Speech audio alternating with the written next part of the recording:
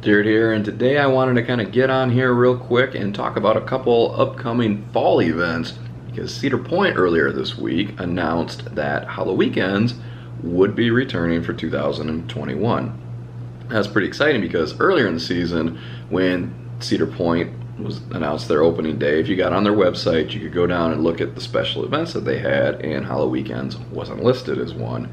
Now I figured it was just going to be exactly like what they did. Just gonna announce it later on, just still thinking about it, or just delaying the announcement, I guess. But they didn't give a lot of information in the announcement, but they did drop a couple of little interesting pieces, starting with opening weekend is going to be September 17th, and it's going to run Friday, Saturday, and Sunday.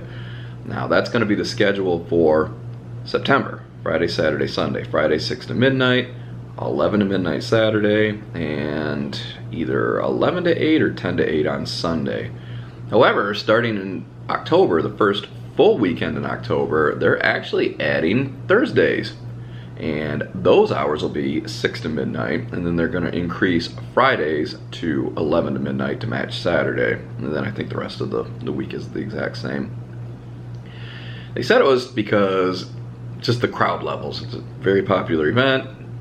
And I hope they're not thinking that by opening Thursdays that'll kind of wick some of the people away from Friday, Saturday, and Sunday and make those days like a lighter crowd. In my experience with doing haunted houses or running haunted houses, it's always kind of been the opposite. If you open up Thursdays, it actually, for some reason, makes your Fridays and Saturdays and Sundays busier. At least it always did for us. Maybe Cedar Point will be different. Another interesting thing that they kind of announced was, Haunt is returning at night, but the daytime event they're calling Trick or Treat Fall Fest, just like the event that they did last year when they canceled Halloweekends. It was that special little fall thing that they put together where they had some fall tastings in some of the restaurant locations. They had a little bit of live entertainment, walking around, playing music. They did the trick or treat thing for the kids. Some sort of like a version of the Great Pumpkin Fest, but without some of the more interactive elements of that daytime event. And then they added, like I said, the tastings. So that's pretty exciting. Kind of when I did that last year, I thought, yeah, you know what, this is what they should do. Next year they should bring Haunt back, but also do Fall Fest and do the tastings, because I thought that was pretty fun. I'm sure they'll probably bring back a lot of the Great Pumpkin Fest stuff that they used to do during the day for the kids, but I mean, we'll have to see, because like I said, they didn't say anything other than what I mentioned for the event. They didn't mention if they were going to be doing any new houses or trails or scare zones or what the new shows were, other than they think they did mention that there would be live entertainment. So stuff like the Boneyard, that live music playing area that they did over there by the Iron Dragon, didn't announce if that was coming back. And if they do bring it back, my hope is they either build in a bypass around it or they move it somewhere else in the park where they don't get as much travel, like maybe over there by the giant Ferris wheel or something. Excuse me. Because that was a huge choke point. Now they did use the stage that's there by the Iron Dragon for part of it, but they ended up building like a couple other stages on the other side, and they had like it seems like it was 4 music acts going at any given time. Or not music acts, but local bands, whatever. And people dancing. It was a cool idea, but I will say this, it absolutely sucked if you were trying to just move through it. Like if you're like, hey, I'm in the back of the park and I want to go do these houses over here and I don't want to walk all the way around over by Gemini to get to what is the name of the clown one? Anyway, over there by the house that's at the end of the Frontier Trail. Fairgrounds, right? Isn't that what it's called? Fairgrounds? That house. Don't do that.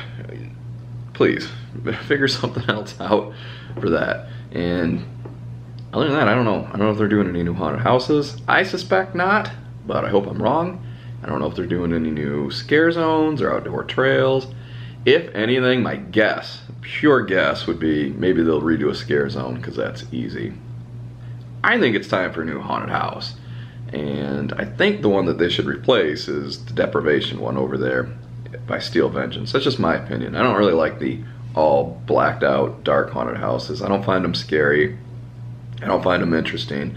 I know it scares the crap out of some people. To me, it's, well, I mean, no haunted house scares me, but I don't find it entertaining. And the nature of that house, I've noticed that queue line just takes forever to get through because it's, you know, it moves people real slow. And I suspect they have, I think, or at least my suspicion is, they have multiple entry points that they can put you in that. It seems like it. But I could be wrong on that, and maybe it is just one little maze, and that's the one that I would redo for sure. Erie Estate is old, but I don't know, I really don't know what they would turn that building into. But I don't know, maybe they'll surprise us. And all the other ones I don't really want to see go quite yet, unless Cedar Point moves to the model that Universal moves to, or has, which I'll talk about them in a minute, where they redo all their haunted houses every year. I don't see them doing that, but in the future, if they did, I would also probably charge separately for that event.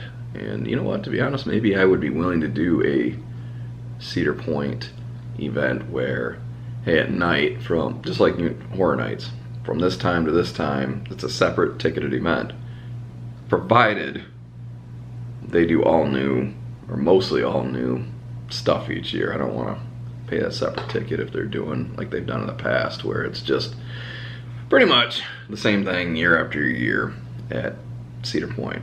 It's all really enjoyable. I love seeing it, but it just kind of becomes a situation where it's like, well, what are you willing to pay for? What are you not willing to pay for? I'm willing to go to Halloweekends as is now. I'd be willing to pay a separate event.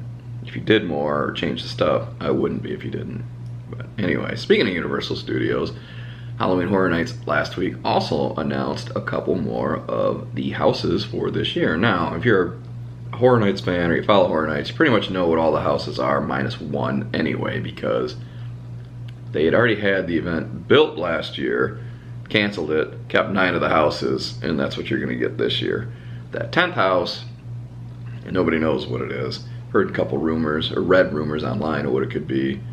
If it's one of those, that's cool. They all sounded good. If it's something else, I'm sure it'll be cool as well. And that one is actually in the Shrek Theater. But the 2 houses that they announced this year, or this week, were Texas Chainsaw Massacre and The Bride of Frankenstein Lives, which is one of the houses that they'd opened up last year that you could go walk through all fall. It was a really good house. I liked it. The other houses they've announced officially are Beetlejuice in the Hill House, Haunting of Hill House. Sorry. I won't mention the ones that they haven't announced just in case you don't want spoilers, other than 2 other houses that you already know are coming back, which is Tooth Fairy and Puppet Theater. And you know Puppet Theater's coming because they did like the little behind the scenes video last year, put it out, showed you Puppet Theater, walked through it, talked about some of the scares or the making of the house, and then said it was going to be part of the event this year. That's, you already know that, but it hasn't been officially announced. So I'm sure all that's going to be announced like real quick because we're getting real close to the season. And if you go to the park, you can actually, I won't say, I'll say where, but I won't say what. If you walk over by Men in Black, you can see the facade going up on one of those tents, and you can clearly see what it is. So if you're in the park, that's not really, you won't be surprised. But that event's coming up real quick here too. That one starts September 3rd, and I was actually worried that Halloweekends was going to try and open up real early this year, because those are really early dates for Universal as well. And I'm always worried that one of these fall events or holiday events or one of these things are going to overlap and I'm going to miss opening day of one of them, but luckily that's not going to happen this year. I don't know if, I think Hollywood has announced some stuff that they're doing their Horror Night event. I don't pay as much attention because I don't ever go out to California to visit that. I'd really like to. And if they're doing it this year, which I'm pretty sure they did announce that they were doing it, and I think they've even announced a couple of the houses, maybe this will be the year I go out there finally. I don't think it's quite as large of an event as the Orlando version, but I'd still like to see it, you know? I'd still like to see it. I'd still like to see that park. I think it'd be a good time. But pretty much, I think everybody that used to do a fall event is doing their fall event this year. I think Knott's announced, which is another Cedar Fair property, I think they announced they were doing something. You know, we already knew Howl Scream was coming back to Busch Gardens. Plus, the SeaWorld in Orlando announced their version of Howl Scream, which is owned by the same company, but they're going to be doing something there. I don't know about the other SeaWorlds, though. And some of the Christmas stuff's been announced, or holiday stuff. Universal's announced their holiday starts.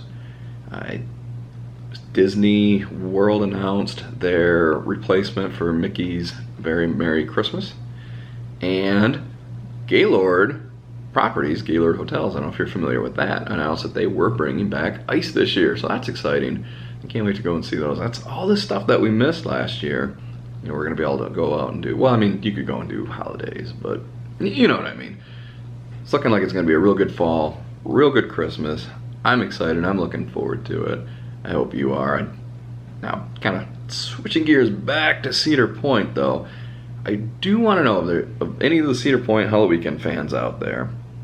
I went on and on about how I felt about the houses, but what do you think?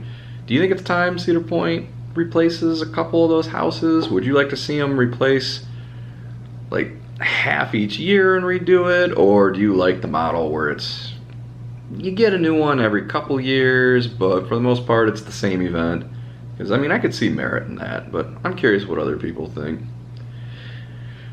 Oh man, so we'll be going back to doing traveling videos here real quick, and in fact I will be in Gatlinburg here in a couple of weeks, or maybe it's 1 week actually.